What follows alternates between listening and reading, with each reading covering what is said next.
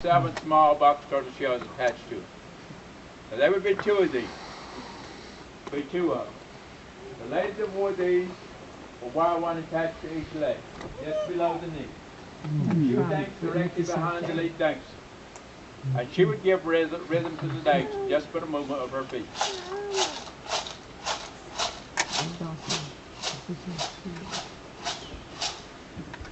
Another type of musical instrument was a drum. Before metal was introduced, our drums were made from large pieces of pottery, with a piece of animal skin stretched over the top. But after metal was introduced, we started carving 2 types of drums. This is an unusual type of drum that I have here in my hand. It is called a water drum. It is made from a block of buckeye. This block of buckeye has been hollowed out, down through the top, within about an inch from the bottom. A piece of animal skin was stretched over the top, held down with a loosely removable hickory base. Tones that this drum gave would depend upon the amount of water placed on the inside. Our second drum is a single tone drum. You may refer to it as an Indian tom-tom. It also is made from a block of buckeye. The only difference in this one is it has been hollowed out all the way through. Animal skin stretched over both ears. We call it single tone because it only gives one tone. It backs down to something like this when it's being used. Hardly any feathers were ever worn by the turkey at any time. You may have plans to go downtown after you finish your tour here through the village. You may see a lot of young men, elderly men standing out here along the streets in front of some of these gift shops, dressed in all these colorful costumes, brightly colored war bonnets. You might even see a lot of the young men, young ladies out there dressed in all these colorful costumes, doing some of these fast face things. Now these are enrolled members of this tribe, but the regalia they wear has nothing in common with this tribe. This is more or less Western type of dress, been brought on movies and TV down through the years.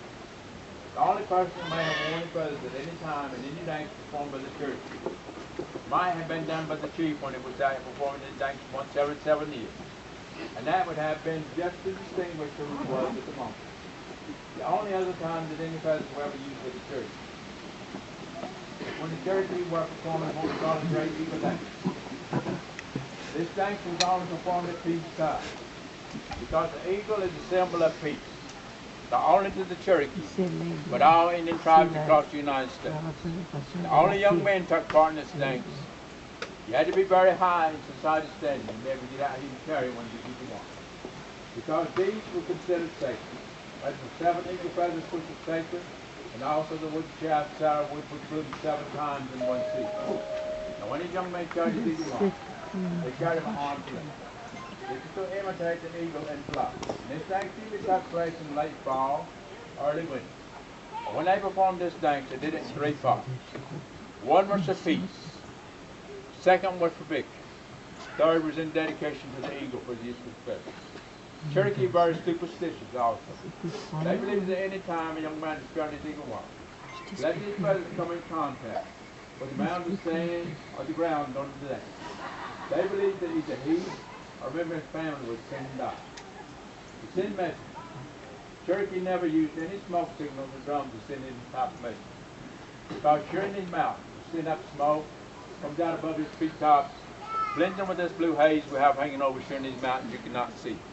The drum, because the valleys are so deep, that when you beat your drum, the sound will carry no further than the top of the ridge. So that did not work. Cherokee used what we call a relay system.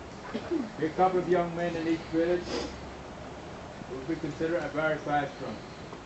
So when the chief decided he wanted to send a message from one village to the next, he called in one of these young men, give him his message verbally, carried it out to the next village and so on until it reached its destination out there somewhere.